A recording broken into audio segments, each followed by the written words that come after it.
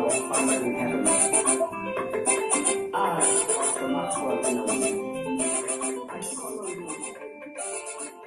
Come and turn things around. My faith is in you. Lord, I call on you today. Come and turn things around. Come and turn things around. Come and turn things around.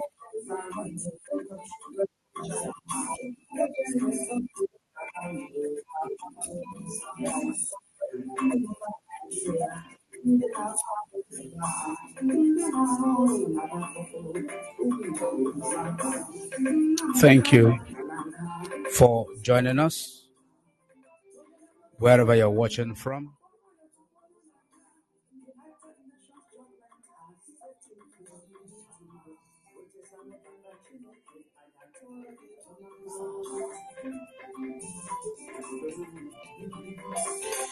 Welcome.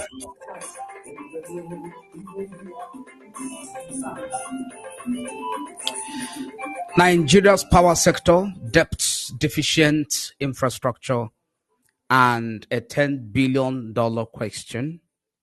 Nigeria's power sector, debts, deficient infrastructure, and a $10 billion question. Nigeria's power sector, talking about the institution or the ministry that is in charge of power supply across the country, the power sector. The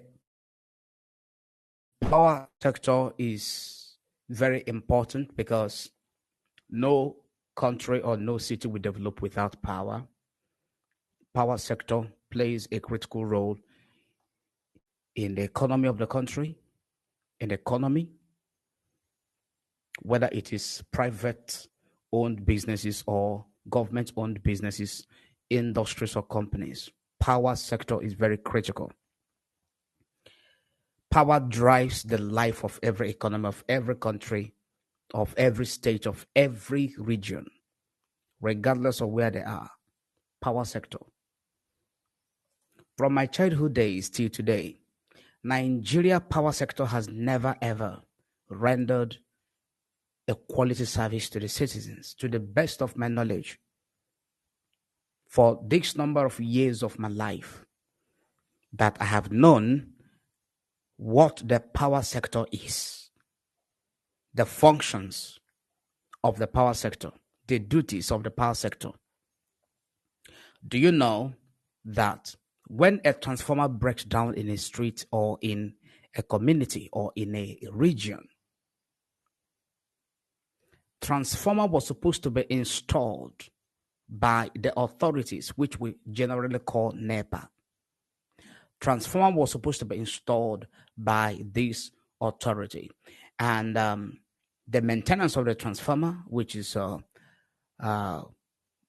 transformer, the power source today, whether it is the street or the region, depending on how many kVA, the maintenance of it was supposed to also be carried out by the authorities, which is, call it the NEPA or the PHED. Still, they place the demand of both the installation, they place the responsibility and expenses and the stresses of both the installations and the maintenance of these equipment, these power equipment, these transformers on the final consumers. On the final consumers. On the residents of the localities where these transformers are installed. And then you ask yourself, why do we pay bill? Why do you pay for the electric or the tariff, the NEPA tariff or the electric tariff? Why do you pay for bills? Why? Why? Just like when you go to grocery stores to make a purchase, you buy the items. Are you supposed to pay for the rent for the owner of the business? If something damages, or if there is a damage, if there is a whatever that happens in that very store, that grocery store, whether it is the light bulb, it breaks, or their door is spoiled, or their generator, whatever it is that is their personal property or the business owner's property for the running of that business. Are you the customer, the final consumer who goes there to patronize him or her?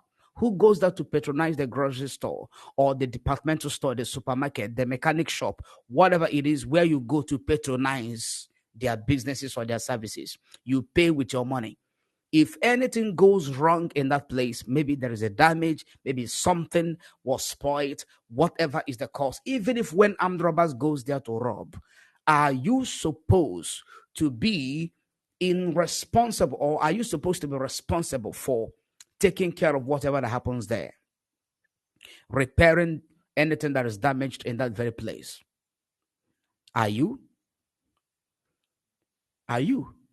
It is on the management or the owner of the business to take care of whatever it is that is not in order, to put it in order for the smooth running of his or her business. Okay? It is not the customer that goes there to repair the generator of the owner of the business which broke down. It is not on the customer. It is not the duty of the customer to pay the rent for the shop owner. Okay? But this is a sharp contrast of what is happening in the power sector when it comes to transformer. And I'm going to tell you the most disheartening one. I'm going to tell you that. The most disheartening one. So they put it on the consumers of the electricity, the power consumers, being their customers, to both install or buy, purchase, install, and also maintain the transformer. And they will always come to collect the bills. They will always come to collect the bill, which is estimated bill. In the places where you have prepaid meters, some of the prepaid meters are set in a way that they run so fast that the calculation or the computation of the reading of the meter, the prepaid meter, is not accurate. They still find a way to exploit people even when they are using prepaid meters. Okay? So, what is the most disheartening one? Do you know that when a transformer breaks down in a community or in a street or in a region, and there is need for a new transformer to be installed, somebody, maybe a philanthropist or someone that want to embark on a humanitarian outreach, that want to help the community or that want to help that very region to purchase a transformer, an individual or a company that is not NEPA, that is not a government NEPA, that is not one of the agents of government, just an individual or a private company or business decide to help the rest of the people in that region, whether they are benefiting from the power supply or not. They on their own, this individual on his or her own, decide to use his or her hard-earned money to buy a transformer in order to help that very locality in terms of power outages. Let's say that the person bought the transformer maybe 350 kVA at a sum of 4 million naira or 5 million naira. I don't know how much they're selling it now. His own money. This money is not coming from the local government. This money is not coming from the federal government. This is an individual's donation, a free will donation, a humanitarian, a goodwill, a kind gesture to support the community, to support the localities in the area of the power outage. He pays this money to the NEPA, which is the power sector, the agent of the government, and it goes to their warehouse to bring this transformer. Do you know, from the moment that transformer is installed in that very place, the person that bought that transformer from that very moment is no longer the owner of the transformer. Do you know that? Do you know it? That if, for instance, I have explained it, I don't need to explain it again. It's very clear in my explanation. That if you that is watching now decide to buy a transformer to be installed in a particular place in a street or in a community to help the people, not that you cannot afford your private soundproof power generating sets or equipment. You can approve it, whether it is solar, whether it is inverter, whether it is generator. You have the money, but you decide to help the people. You brought out your 4 million naira or your 5 million naira to buy a transformer. You bought it yourself. It's not money that government gave to you. And this transformer is installed. From the moment that transformer is installed, do you know you don't have right over that transformer? Do you know that? It becomes a government property. Government didn't buy it, you bought it. But from the moment it is installed, it becomes a government property. Now, another heartbreaking aspect of it is this. When they want to install it, you will pay, or the community or the people will pay for the installation. Do you know, if you don't pay for the installation and you decide to arrange people who are into who works with NEPA or who are also into that field, being the electricians, those in that field who can install transformer, you know what I'm saying? You pay them on your own, not paying to NEPA. Do you know they will be arrested, or NEPA will not supply light to that very transformer? That transformer will be disconnected. Do you know that? You are the one that bought the transformer. You are the one that paid for the installation without permission from NEPA, without permission from the power holding companies who are in charge of power distribution. Do you know that very transformer, they will disconnect it until there is a payment. There is a fee that they pay for the installation. And after you spent all of this money and the transformer is installed, you cannot even dictate to them how this transformer should be maintained. You loses the right of ownership over that particular transformer. Do you know that? That is how it works in Nigeria. That is it. Many people don't know this. And that is why in some places, when transformer breaks down, the rich people will not come out to bring their money in order to help. They will say, oh, after doing it now, NEPA will come and begin to claim it. That is their property. Okay? That is why in so many communities, so many places and regions that there is power outage, the people who are in position to bring out their money to help the people to salvage the situation, they don't do it. And some people don't understand why. I'm explaining it today. That is the cause. That is the cause. It is quite unfortunate. Nigeria's power sector, debt, deficient infrastructure. This is why some people, the infrastructure, be it transformer or power, transformer armored cables and all the equipment or infrastructures, when they are not in order, some private citizens, some individuals that are in position to help, they do not help. They allow it to remain there until the government comes and fix it. You might be shocked to hear this, but it's the truth.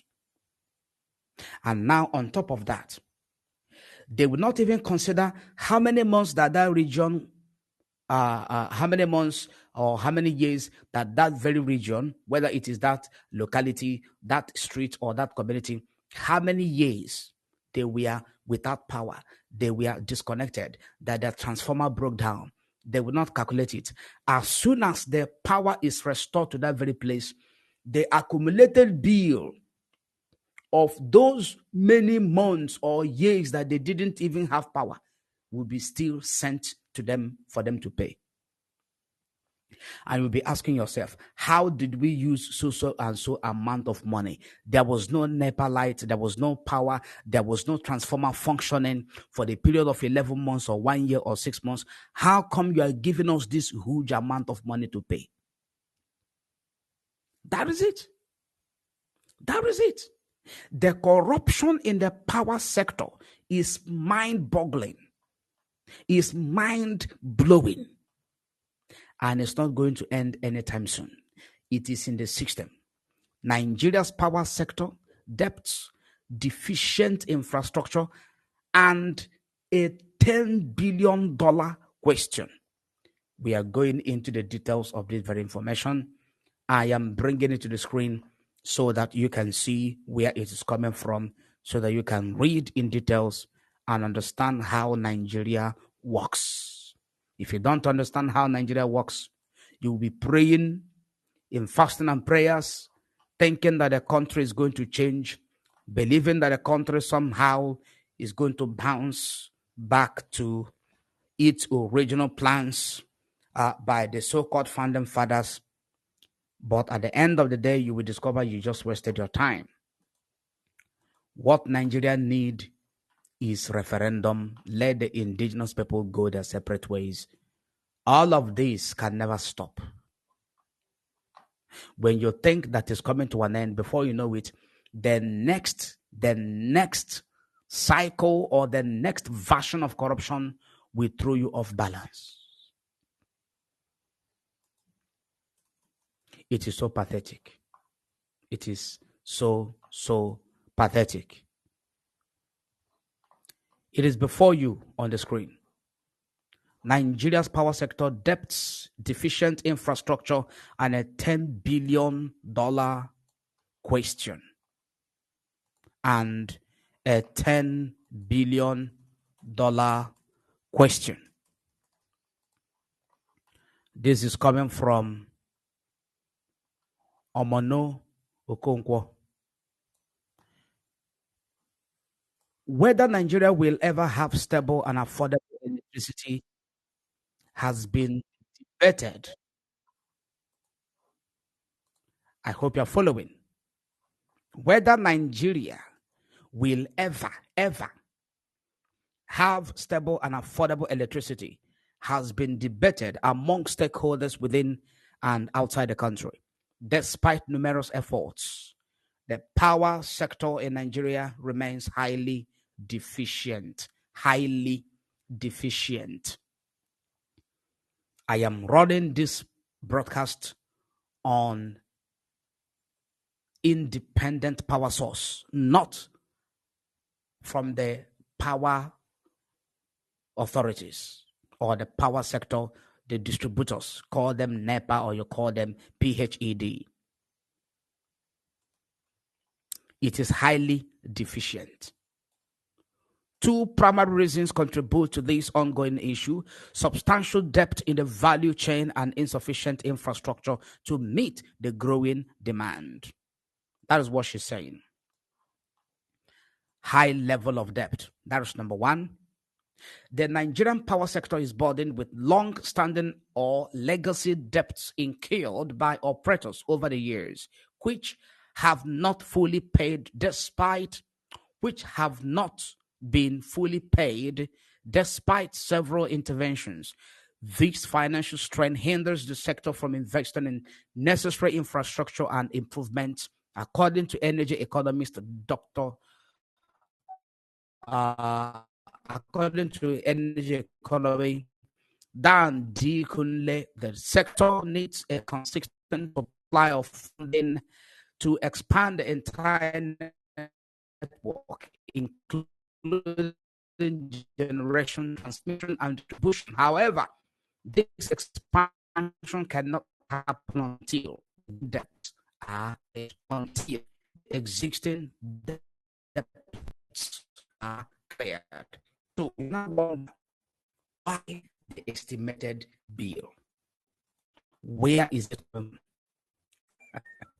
Are you now understanding how Nigeria works? Are you now understanding how it actually works? This is like, and it is important to understand what is actually going on in the system, that you may brace up. Did you hear what she said? She said that an energy economist, which is Dan D. Kunle, he said that the sector needs consistent supply of funding to expand the entire network, including generation, transmission, and distribution. However, this expansion cannot happen until the existing debts are cleared. So, how do they intend to clear the debts? How? That is how estimated into existence in the system of the power sector. That they will, as I'm sitting in front of my computer right now, I will enter any amount of money for so and so flat, for so and so property. I will say, okay, because there is a 4 unit of detached apartment in this compound, I think let us give them 100,000 naira bill for this month. Or you look at a very beautiful duplex, you look at it, you say, this person has money to build this type of duplex, and we are here suffering from a power issue or debt. Okay, let us give that duplex over there the sum of 1 million naira for this month as their power charge, or what they have used, the power they have consumed, the amount of the power they have consumed. This is how the accumulated bill came in to pay the debts that are over $10 billion.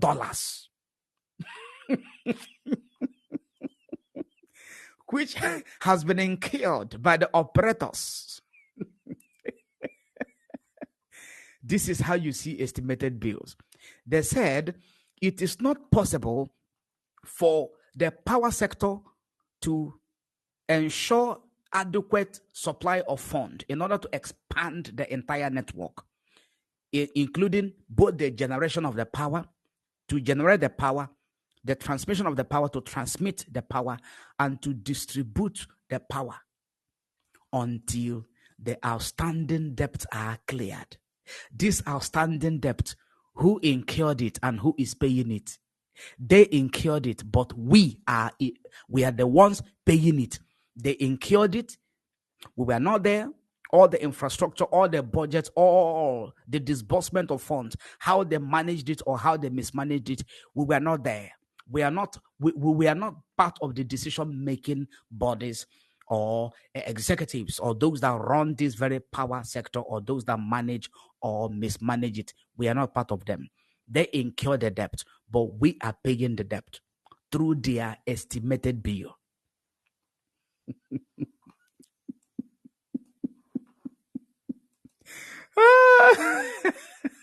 My goodness.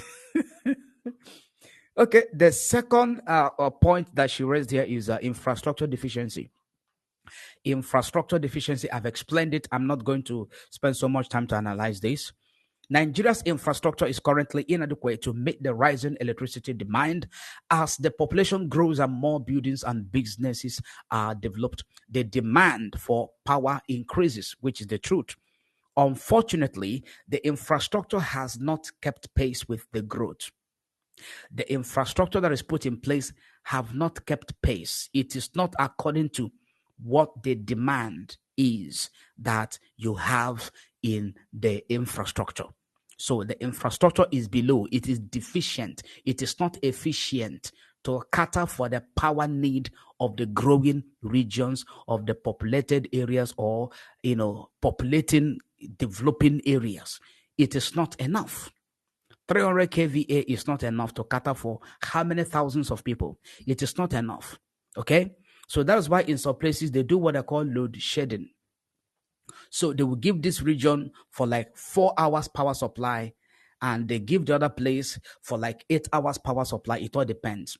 If you go to the areas where they use heavy equipment, like the welders, the mechanics, and all other places that they use heavy machines, that draws enough power, you see how they supply them power as well. It is different. It is not uniformed because there is deficiency in the infrastructure of the power sector in different areas and different regions. So this has also affected so many businesses and so many skills and so many livelihood of the people. Okay. So even with alternative supply from renewables, leading to frequent power outages and unreliable electricity supply. Yes, that is the cause. The third issue that she raised here is the cost of power. How much do we pay? I have explained the accumulated bill issue, which has been recurring. It has become part of the system. They don't install meters anymore. Check that building where you're living now. If there is a meter attached to the frontage or to the corridor, to the veranda of your building, check if there is meter there. The analog, the one that they can read, not the prepared. The one in those days, they will come to your property and they will ask you, where is your meter? You will show them the meter. They will look at it. The number is there. They will read it. And based on that, they know how much that very property or that very building is supposed to pay. In terms of bill, they know how much to bill you based on the meter. So check around in that your building if there is still meter. Check it. They have phased it out. Okay? So what they decide to go is into the prepared meter regime, not prepared meter regime, estimated bill regime. Estimated bill regime, because they are benefiting more from that. They just estimate how much that this building has consumed, this property has consumed. Okay? They just estimate it on their own, not based on the power supply. In a month, they just estimate it and write it. They can give you 20,000 or 100,000 or 50,000, not based on your power consumption. Okay? Okay. So that is the cost of power. Kule emphasizes that many Nigerians do not fully understand the cost-intensive nature of the power sector. He asserts that power will either be available nor affordable until there is a widespread understanding of how the sector operates, which people like us, we have been able to unravel it. I hope many of you are going to go into research to find it out. While renewable energy sources like solar power offer some relief, they cannot rapidly develop a country like Nigeria. That is the truth. Some people will climb where you put the panel to steal it and go and sell, which still struggles with industrialized power access. Yes. Therefore, the focus must remain on expanding grid power through gas and hydro power. The next point she raised here is the importance of a looped electricity system. The importance of a looped electricity system. A reliable electricity distribution system is crucial for ensuring constant power supply. The simplest setup, a radial feed, delivers electricity through a single line. If any part of this line fails, everyone connected to it loses power. Everyone connected to it loses power. In contrast, a loop feed, more reliable and commonly used in commercial and industrial areas, connects customers to a loop tied to the main power source at 2 points. This setup allows electricity to flow in one direction, controlled by switches. If maintenance is needed or a fault occurs, the switches can be adjusted to change the direction of the electricity flow, ensuring that power still reaches customers through an alternate route. Kunle suggests that adopting a loop system across Nigeria would prevent grid collapse. Okay?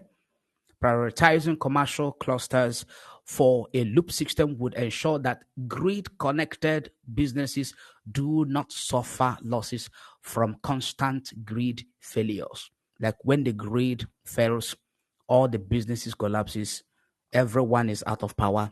You begin to source your independent or begin to provide your personal power supply or sources to run your business.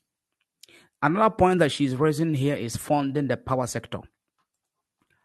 The challenge remains, where will the funding come from? In April 2024, Nigeria's Minister of Power, Adebayo Adelabu, stated that the country needs about $10 billion annually for 10 years to fix the on-grid power sector.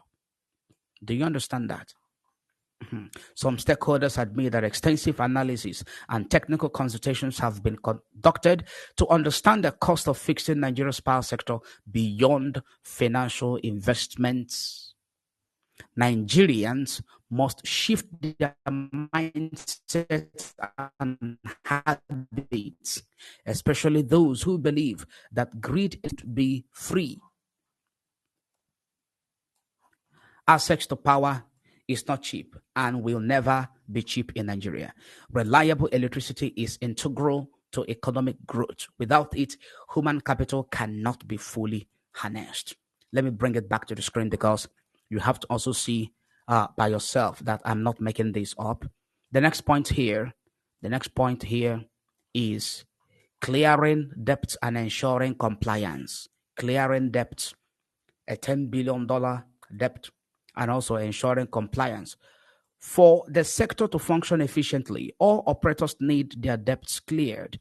Distribution companies, discos, they are the distribution company, like you have in River State, PHED. Enugu has its own, Lagos has its own. They call them discos. Require funding to invest in new and improved infrastructure, while the transmission companies of Nigeria, TCN, needs liquidity to invest in the transmission network. Okay. Bill payment defaulters must be removed from the network until they settle their debt. So this their debt, you are saying that they must be removed from the network. In other words, they must be disconnected until they settle their debt. How did they incur this debt? I have explained it. It is estimated bill, which is wrong, which is not legal, which is not according to the constitution. Regardless of their status or influence, this strict enforcement is necessary to prevent further debt accumulation and ensure fair access to electricity. Fair access to electricity. The last point that was raised here is overcoming socio-political barriers. Nigerians must look beyond religious and tribal differences when implementing policies to enable growth in the power sector. Unified efforts are essential to bring about the changes needed for a stable and affordable electricity supply. This is coming from Mrs. Omono Okonkwo, who is the head of operations for the Electricity Hub, THE. Thank you for watching, and bye bye from here.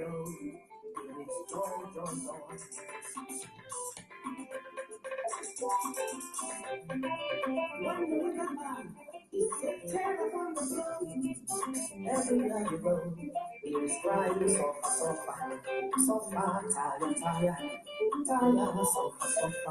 From the east to the west, in the morning about money. From the north to the south, where the struggle from home.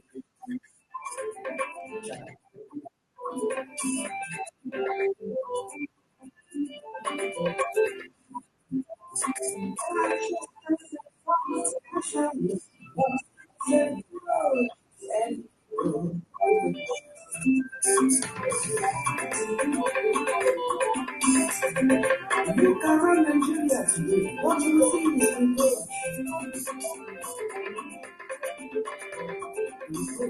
Reproach.